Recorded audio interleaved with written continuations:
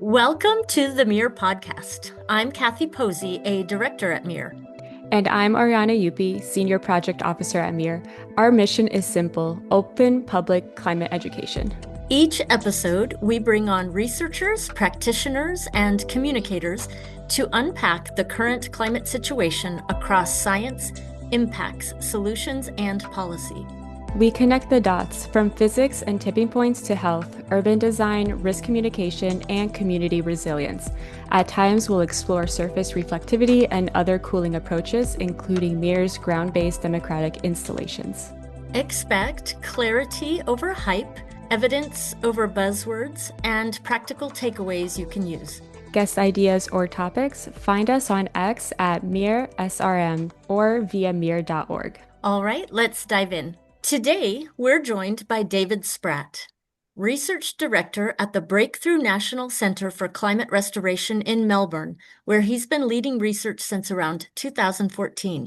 David co-founded the Climate Action Center from 2009 to 2012, previously co-founded Carbon Equity to advance personal carbon allowances, and he comes from a business and communications background spanning research, journalism, book production, and graphic design.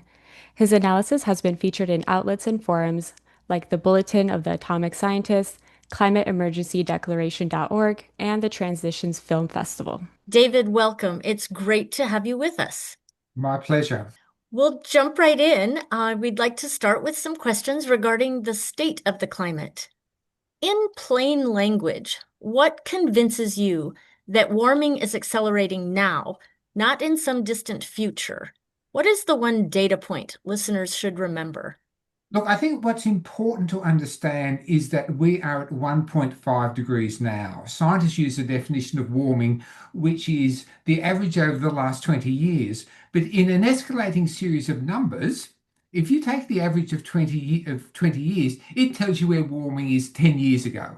But in fact, 2 years ago was 1.5. Last year was 1.6. The last 2 years is tracking at 1.5 or above. The world's greatest scientist and my hero, Jim Hansen, says for all practical purposes, we're at 1.5. So I think that's clear.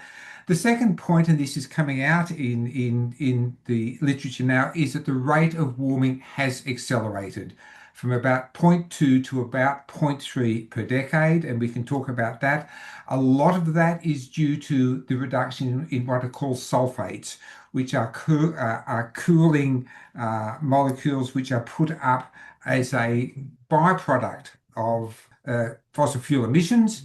And there's been attempts around the world, particularly with shipping and in China, to reduce the amount of sulfates, and the dropping away that cooling mask has produced an increase of warming. So at 1.5 now, the rate has accelerated, and we will continue at this faster rate for the next 2 or 3 decades. It is such a tragic state of affairs that our attempts to finally clean up pollution and move to renewable energy is unmasking more heat. Yeah, So yeah. thank you for that point.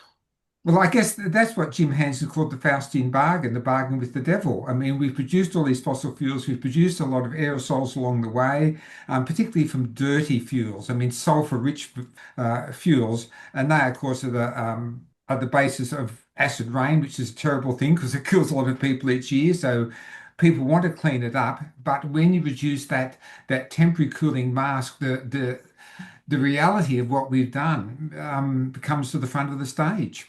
Yes, indeed. Thank you. So risk maps keep calling events 1 in 500 years. Then they repeat within a couple of years. What's broken in how we assess extremes? We have had devastating floods in Australia over and over again, the northern part of New South Wales where I came from, and they keep on saying, oh, this is a 1 in 100, a 1 in 500 year event. And then they happen 2 years in 4. And I mean, that tells us one simple thing, that the estimates of the risks are underdone. They're using Right. old risk data. They're not using data which concurs with the changing reality, because in a fast warming climate, the past is no longer a guide to the future. And this is the danger that we have, that the rate of warming is increasing. We have another set of problems, which many scientists talk about, in that aspects of the system are not linear. We know, for example, more CO2 will produce more warming. I mean, some of these basic relationships are well understood. More CO2, more warming means that the atmosphere will hold more moisture, so you get heavier rain. But there are other things, the really large systems, which are not linear and predictable. I mean, an ice sheet on Antarctica or in Greenland has a certain inertia, and it is solid and it will stay there through a range of temperature. Then it gets to a tipping point, this boundary, when it then moves to a different state. And this non-linearity is very difficult to model. You can't put numbers on it. I mean, I think people have been shocked by the recent material that's come out, for example, on the Atlantic Meridian overturning system. I mean, some Yes. people call it the Gulf Stream. It's that system that takes huge amounts of moisture from the Caribbean right up the north coast of the east coast of the US and into northwestern Europe. And I mean, the world's best researcher, Stefan Rahmstorf, has come out with some new research and the orthodox climate models saying that they have found a tipping point where the shutdown becomes inevitable, and it's probably in the next 10 to 20 years. I mean, this was something that Wow. 20 years ago nobody thought would happen for 1,000 years. And if the AMOC collapses, which, according to their models, might take 100 years, that would make agriculture non-viable in the UK, in Ireland, in northwestern Europe. It would profoundly change the world and its politics. And that's a non-linear, slightly unexpected event. And these are the things that risk analysis has trouble coming to grips with, because they're not easily projected and you can't put numbers on them. So that's why we have always said, when you're looking at climate risks, try and understand the plausible worst case scenario, the top end, the worst thing that could happen, because that is where the damage is the greatest. And that's what you need to understand. I mean, there's no point getting in a lift and saying, oh, there's 999 chances out of 1,000 that it won't jam. It's the 1,000s that you need to understand. The same with a bridge, the same with an aeroplane. It's the worst case scenarios that you need to engineer against. Hmm. Yes, definitely agree. Thank you very much. David, if you had to update one public metric or dashboard next week, what would it be and why? Mm, that's a big question. I would say the trajectory of future warming, because it's ironic that we have the evidence that we have 1.5 now and that it is accelerating. This is not the fringe of science. This is the core of science now. And yet you have people saying, oh, when do we get to 1.5? As though we're Oh, not and there. I mean, our government is about to announce new emissions targets for the future, and they're saying, well, what carbon budget do we have left for 1.5? I mean, this is dumb. I mean, the fact is, and it's a harsh reality, is that we have 1.5 now. We also know that the what's called the Earth's energy imbalance, which is the difference between incoming and outgoing radiation, has doubled in the last 20 years, and Earth's energy imbalance gives us a bit of a picture of future warming. It shows you how much more is in the system, and there's probably another degree there. So I think the understanding of future warming is really underdone in certainly amongst NGOs and activists, who often seem to be focused on the IPCC and its reports, which are out of date. I've written a lot about this, how they're reticent, and so I think people are coming to grips with the nature of current and future warming is the basis of talking about what needs to be done and why interventions are necessary. Thank you. That makes a lot of sense. Unfortunately. Yes, unfortunately, I wish you were not correct. Okay, so I'm going to move into some policy questions. Mm. What are policymakers still getting wrong about near-term timelines, and what's the most urgent course correction this year? Well, I think we keep on having this somewhat delusional debate about carbon budgets. Hmm. Which they said, oh, how much more carbon can we put into the atmosphere before things get bad? It's sort of like arguing, how close can I get to a black hole till I fall in, Yeah. which is not the best way to walk along a cliff, if you know what I No. mean. Yeah. And so I mean, I think the fundamental point is that climate change is already dangerous. And this Right. is the thing that a lot of people, at 1.5 degrees right now, we have passed a number of significant tipping points. In Australia, we have the Great Barrier Reef. And the evidence is clear, and it's been there for 10, 15 years, that if you hold temperatures at 1.5, it is in a death spiral and it will be gone. We know from recent science, in fact, Eric Rigno said this 10, 11 years ago, that less than 1 degree was the tipping point for West Antarctica. I think people like Jason Box are saying the same thing about Greenland. So it's not the fact that this evidence is in the future. These tipping points are now and we are passing them. So the idea that we have a carbon budget to make things worse is madness. It's delusionary. Right. So I think the starting point is to say climate change is already dangerous. The CO2 level is too high. And when people say to me, well, how much carbon budget do we have left? When should we be at zero? I smile at them and say, well, yesterday. And it's Exactly. not, Yeah. and it's not, I'm not just being silly. I mean, it's actually true. So I Yep. think that's I think that's the policy foundation for which we move forward, because we have to understand that if we were to stay at 1.5, which we're not, because it's now clear that the trajectory is taking us towards 3 degrees, which is like, social collapse, another whole story. If we were to stay at 1.5, the consequences are in the longer term that would produce a sea level rise of tens of meters. I mean, our past climate history tells us this. I mean, during the last ice age, which was about 4 or 5 degrees cooler than now, sea levels were 60, 80 meters lower than now. So we know that there's 10 to 20 meters of sea level rise per degree in the long term. So I think if we can say this is already too hot, it's already dangerous, we don't have any carbon budget.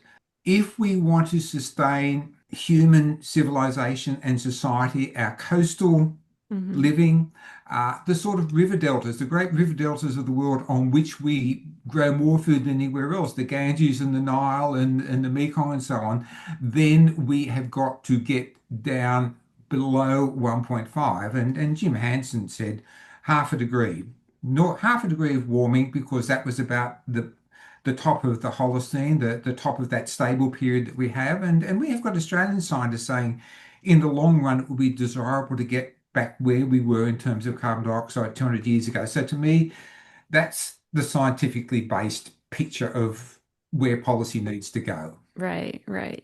Thank you. That was a great answer. Thank you. David, renewables often add capacity without displacing fossil fuel use. What Mm. policies force true substitution instead of expansion? Well, I mean, the problem at the moment is that energy demand, and we are seeing this in India and China, we're seeing it now with AI and servers and so on, which have a huge increase need for electricity.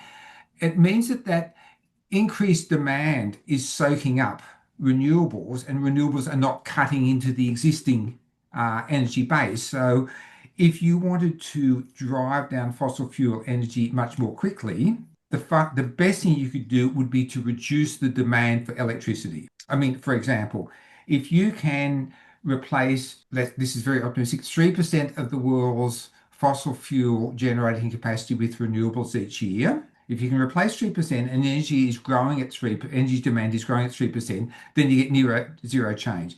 If you had a recession and the economy crashed by 3%, then you would replace 6% of that in a year. So growth in energy demand, growth in the economy is undermining the capacity for new renewables to take over. That's the sad reality. So really strict control on energy demand is a key. And I mean, for example, I mean, just about the fastest growing sector of demand is international travel, which is luxury travel. It's not basic consumption. Most of it's not necessary. It's a delusion that we can tick so many boxes that when we die we'll go to heaven because we've been to every country on earth. This is mad. It's not necessary. You can have a nice holiday 50 kilometers from where you live, climb a mountain, go to the beach, sit on an island, and that conspicuous consumption is being driven by 10% or less of the world's population. If in the same world we would say no more conspicuous, unnecessary international travel.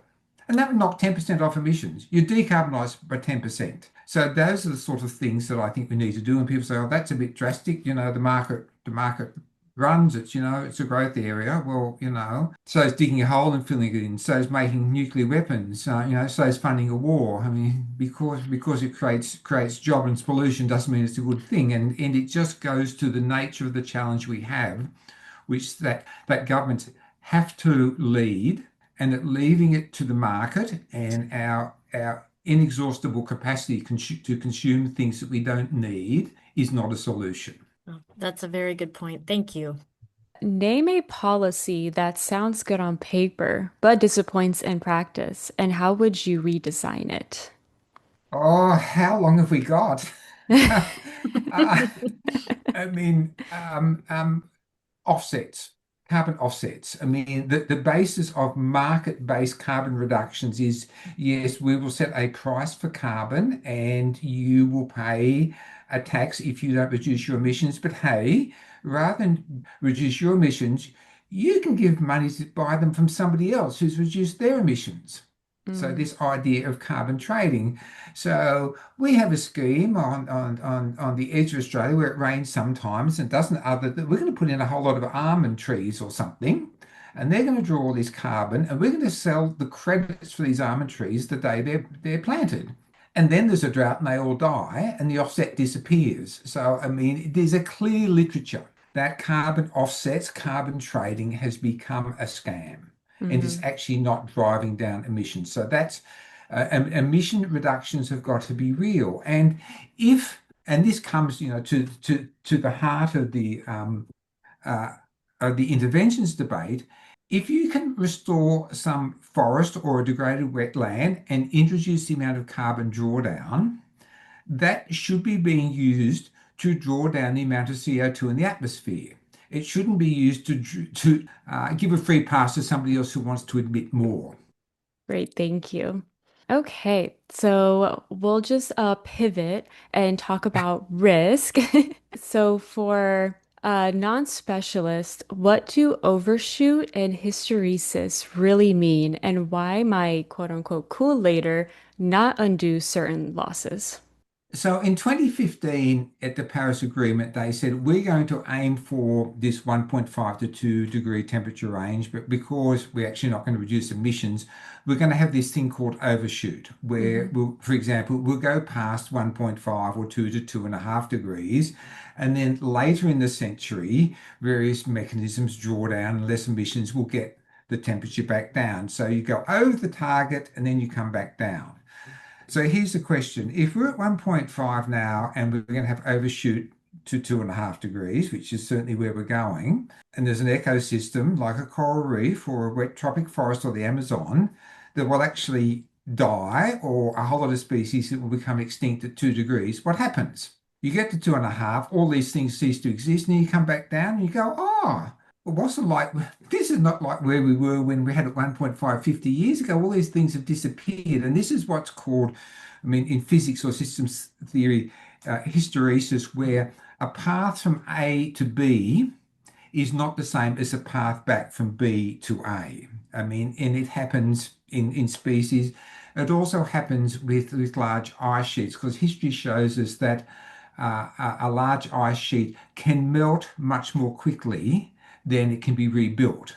And for example, cryosphere scientists have said the tipping point for West Antarctica might be about 1 degree, but if you actually wanted the ice to reform, you'd probably have to get back to zero. So this idea of overshoot and coming back is, like the Catholic Church in the Middle Ages selling indulgences. David, what's a plausible worst case we should actively plan against?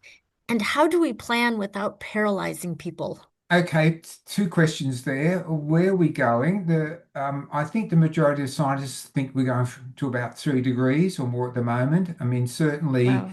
the fact that the fossil fuel industry and petrostates are on the offensive at the moment. There's been a real change since COVID and the Ukraine war because they can see they can make a lot of money at the moment.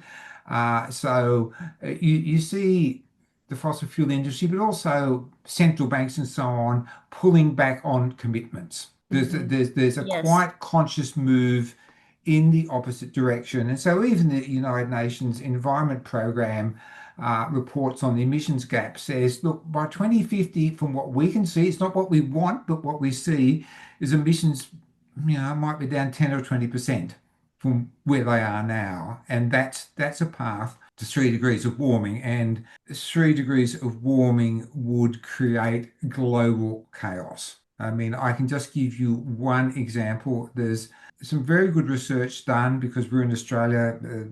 Asia is to the north of us. There's research done on what they call the area of the world that would be unlivable, too hot, practically speaking. In the hot season, in hot days, if you're not in an air conditioner, it's going to be too hot to survive. It's called beyond the human niche. And at 2.73 degrees, that's probably 1.5 billion people Wow. in Asia, Yeah. particularly South Asia. If we had pictures, I could show you the map. But it's the whole of India and Pakistan, and it sweeps across to Indonesia and bits of the Philippines and Malaysia and so on. I mean, yes, you can sit in your house with air conditioning, but most of those countries do not. 95% of the population do not have air conditioning. And it's probably too hot to sustain rice production because germination ceases past a certain critical point. So at 3 degrees, we are heading towards a world which we can only imagine because we've never seen it before, but it will be devastating. Your second question is the question, I guess, about hope and fear. How do we actually talk about these things? I would say that Sigmund Freud, the sort of godfather of psychoanalysis, talked about the talking cure. If you're going to come to grips with the neurosis or the things which are making your life miserable, the only way to do it is to talk it out. By repressing it, by not talking about it, it deepens. And I think that's true of all problems. And so when people say, oh, we want hope, not fear, our climate minister in Australia is always saying, David, people want hope, not fear. Their life is too difficult. And my response is, when it comes to big crisis, whether it's COVID or smoking or AIDS, which are public health issues, and in a sense, climate maybe is a public health issue too on a much larger scale.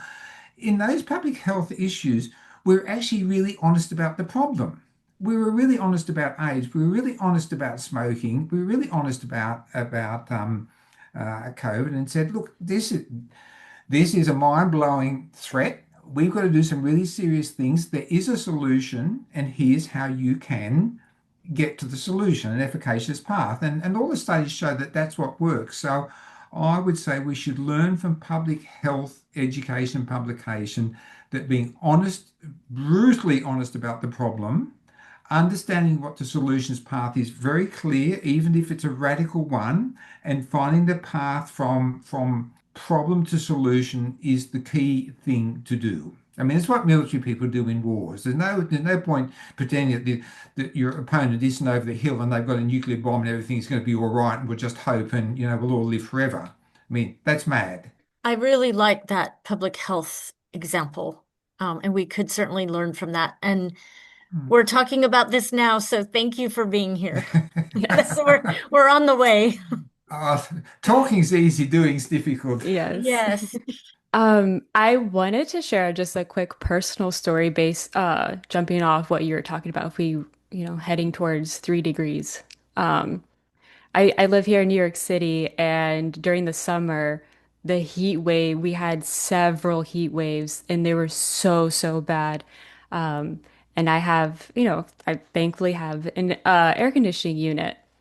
However, the electricity company had sent out so many warnings telling us to limit the energy usage, turn off your ACs and all this other stuff because, the infrastructure couldn't even handle it. And there's a lot of neighborhoods, their powers went out and they, had to stay in their apartment without any AC. And I remember, like, actually, my computer turned off while I had a power blip while I had the AC on. And I just remember sitting here thinking, like, this is insane because I've never dealt with something like this before. And it made me Mm. think about the future. And I was just like, how's our infrastructure going to even handle that? So that was just, a personal story that I experienced over the summer. And look, I think there's a really important lesson in that because we often get, if, for example, in IPCC reports, projections about future warming, and you'll get this business about, there's a 50-50 chance, a mid-range chance that warming will be in a certain point 2 degrees. And people go, okay, 2 degrees. But it's not the averages that kill people, it's the extremes. Yeah, And the work that's been done by climate scientists recently, and people like Catherine Hayhoe and others are saying this, is we have not understood the extremes as well as we should. Extremes are being more extreme than we thought.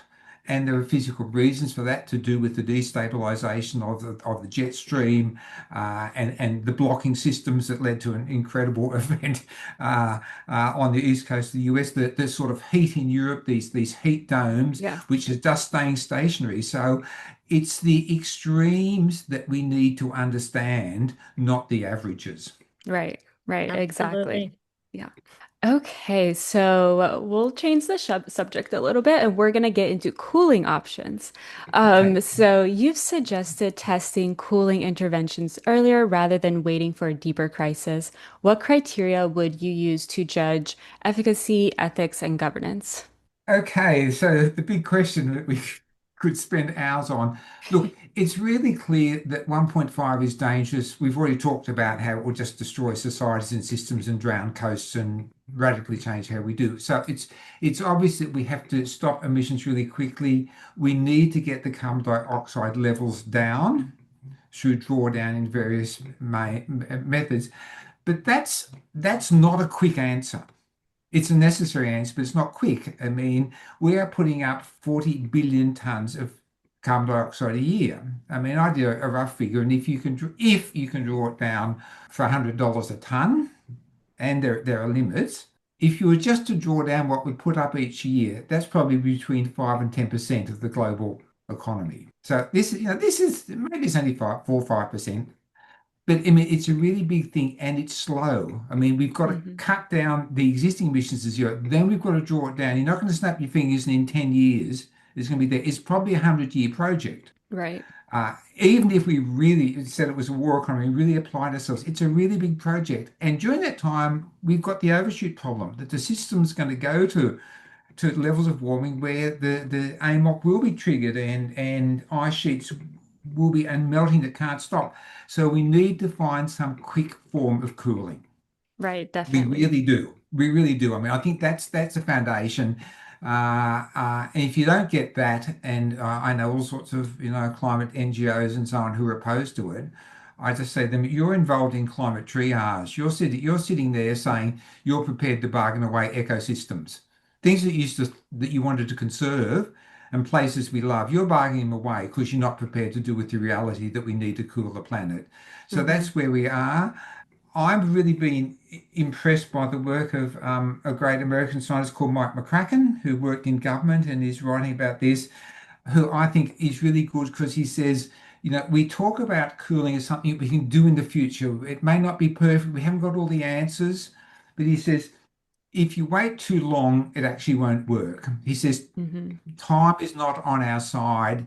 If you delay the research too long, the interventions may not work as well in 30 or 40 years as they do now. And I think that's just a fundamental point. Yeah, I think the second question is not a question of interventions may have adverse consequences and compare that to the status quo to now. Because the comparison you have to make is between the efficacy of interventions and 3 degrees. Hmm. Without the interventions, we were at 3 degrees. So saying, oh, interventions might be worse than now, that's apples and oranges.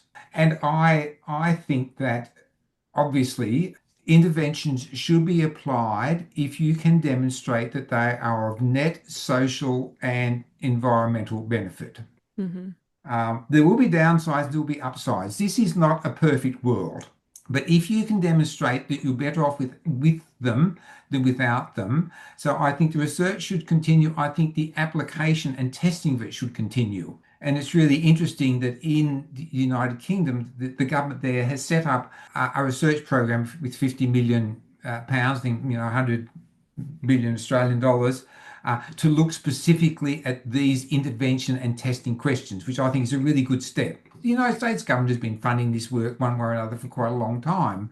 And I know there are people with bad intent, like fossil fuel companies, who want to fund it because it's an excuse to keep on emitting. So we have to say cooling only works if it is combined with radical emission reductions. That is the bottom line. Right. But it's actually what I've come down to is what is the least worst option? Hmm. Exactly. Get off our high horses and go, oh, this could have a problem, that could have a problem. I don't believe in that humans should Yeah. intervene in nature.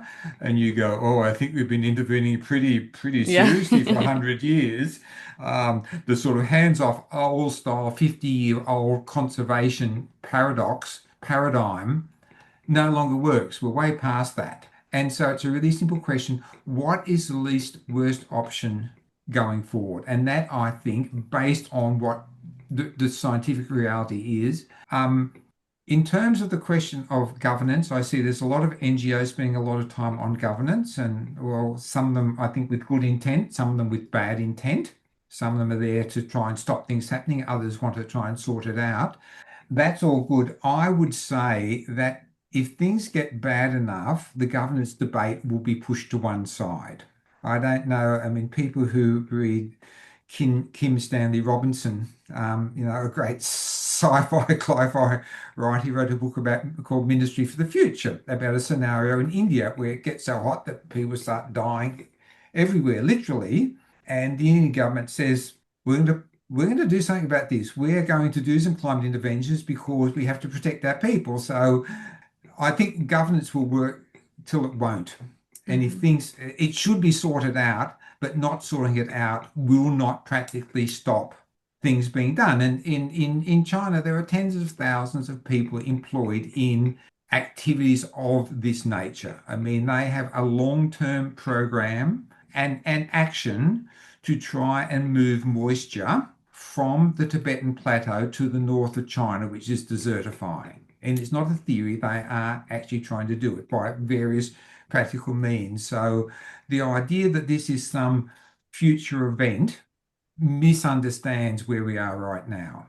Hmm. I did read that book, Ministry of the Future, and it was very that first chapter was Hmm. very scary and powerful. So, yes, Well, I think it makes a practical political point that's it sure important in this does. in this discussion. It does. Yes. So just to pull it maybe a little more local, Hmm. if a city gave you 100,000 Australian dollars tomorrow, what's the first heat risk action that you would fund, and what would you not fund? Um, I think the first thing is to make sure that the political elite and the population in that area understand the problem precisely as it is. You need public support to do what are not normal, conventional business as usual things. Yes. Yes. That's the big picture. What's the local picture? Um, Here's the contradiction. It's sort of called, I call it the adaptation trap or dilemma, that in a warming world, if you put all your money into adaptation, that is, for example, we know in heat waves, it is the most vulnerable parts of the populations that are most severely affected. So in our Yes. city, for example, local councils, local government have a whole lot of processes of making town halls and swimming pools and gyms available, which is great. I mean, that's all necessary. But if you spend all your money on adaptation, in a climate world and none on mitigation, in the end, everybody would die Yeah. because it get too hot. So this, I mean, there's this terrible sort of moral dilemma. Maybe they teach it in philosophy 101 now, between adaptation to try and protect people now and the structural need for a cooler climate. And I think that's a challenge everywhere, including in a local area. No, that's a very good point. That is a tough balance. So you've got to do things to protect people, but you've got to have the structures and the political support and the education and the public acknowledgement that big, crazy, big, difficult things are going to have to be done if we're going to have a world which is livable in 50 or 100 years. Right, right. Good point. To take it even one step more narrow, we like to put in the podcast a try this section where we provide listeners with a concrete takeaway from today's discussion. So, David, what's one actionable tip listeners can use this week at home, at work, or in their city? One, Or two. understand the one, understand the problem as it really is. This discussion, the sort of things we're talking about, are discussions that we never have at a political level in our country. We never hear leaders, we never hear major political parties anywhere in the world. The UN Secretary General gets it. He's great. He He talks about is. the climate emergency and he really gets it, and the UNE people get it, but at a political level, we are ignorant. So that's a sort of a big thing. I mean, the problems are systemic and social and wide. So I'm not an advocate of saying we all go bush and live in a hut and grow a whole lot of veggies and drop out and that's going to solve the problem. It might solve the problem for us. It won't solve the problem for the world. But I would say that the most conspicuous, unnecessary forms of consumption which we all have in our lives are the things that we should think about. I mean, I think air travel. Air travel is a big one. 10% of the world's emissions. We can decide not to fly anymore. We'll have a perfectly reasonable life. It'll be Yeah. fine. Yeah. Be fine. My grandmother lived to 105, Scottish origins, tough as can be, at home till almost the day she died. And the town and the quite large river valley she lived in, she only left twice in her life. Yeah. You know, she had a locality, an area in which she lived. You know, it was 10 miles to the beach and another 10 miles up to the mountains, and the valley was probably 20 miles wide. But that was her life. I mean, this idea that we have to roam and conquer the planet and tick boxes and sit on, foul cruise liners and experience airports and aeroplanes, which is just about the worst environmental experience anybody have, and think it's a joy and a benefit, is pretty crazy. Yeah. Definitely. So we're going to explore another segment called Myth versus Measurement. David, what's a climate myth you would retire today and the measurement that replaces it? I think the myth that we have time. The Good point. idea, the idea that people will talk about zero 2050 or what will happen in 2100, or if we don't do anything, that in 1 or 2 decades this will happen. I mean, time has run out. I mean, a really interesting example. I mean, the whole zero by 2050 means as soon as you think 10 or 20 years ahead, you defer it. Hmm. Yes. We make decisions for the short term, and politicians do because they're in for 2, 3, or 4 years. So long-term targets are just an excuse not to act. And for example, the whole thing about net zero 2050 was for 2 degrees with really bad assumptions. But let's assume that was the case. And the IPCC said we will be at 1.5 around about 2040 in 2018. And now we're here now. So we have reached 1.5 15 years earlier than politicians and policymakers thought when they set net zero 2050.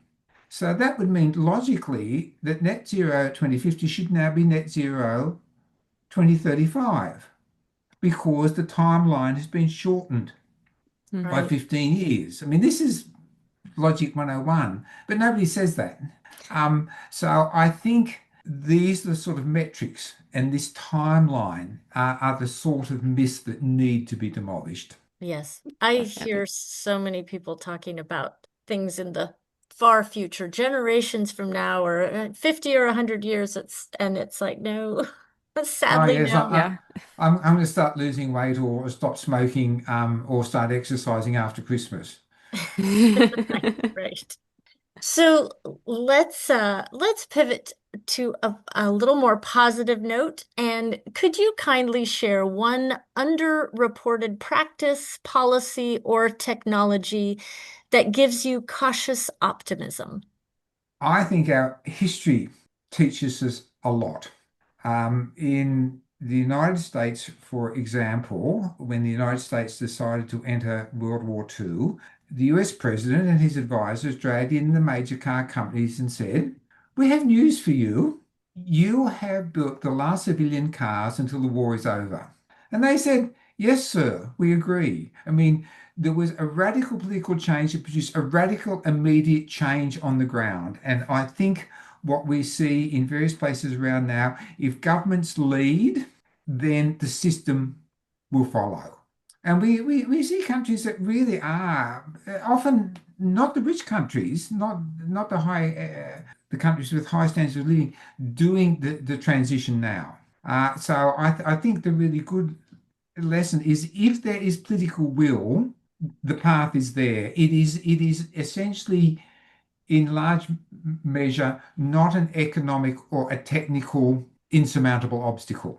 It's a lack of will, and that's a really good thing I take out of what's going on. We have the solutions. I mean, solar panels are somewhere between a hundredth and a thousandth of the cost they were 30 years ago. Even in the last 10 years, battery storage has transformed the system, and the whole idea of baseload power is now out. I mean, I was Yes, just reading a story yesterday in Australia that even wind is in some trouble because it turns out that solar, and in this country, we have a really high uptake of solar panels on roofs. that's great. Through some government support and a very sunny country, and power prices were so high that everybody worked out it was cheaper to put panels on your roof and more recently put on a battery than to keep on paying a utility. So, I mean, you see that sort of transformation. They're saying it's these technological changes are really rapid and disruptive, and Mhm. coal is dead for energy. I don't think it's the problem anymore. I mean, it's the problem with metallurgical coal. I mean, the big issue now, in a way, is gas, Right. because Yeah. gas, when exported, is as polluting as coal. Yeah. The fugitive emissions from methane and so on are happening. So, my really positive thing is if there is political will, we have the technological and economic capacity. Thank you. That's Thank a you. that's a lovely place to end, I think. And David, Ariana, and I want to express our gratitude to you for joining us today and for your years of clear-eyed analysis. Thank you so much, and all the best with the podcast. I won't say going forward because I hate that term, but all the best with your podcast. Thank you. Thank you.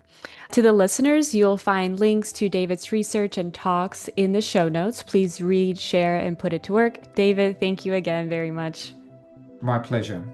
Listeners, if this helped you understand the climate situation a little better, please follow the MEER podcast, leave a review, and share it with someone who will benefit. Find notes and resources at MEER.org and updates on X at MEERSRM. MEER is a listener-supported, your donations power public education and our ground-based democratic installations. Contribute at MEER.org/donate. Thank you for listening. We'll be back with more voices from the climate science and communication community. See you next time.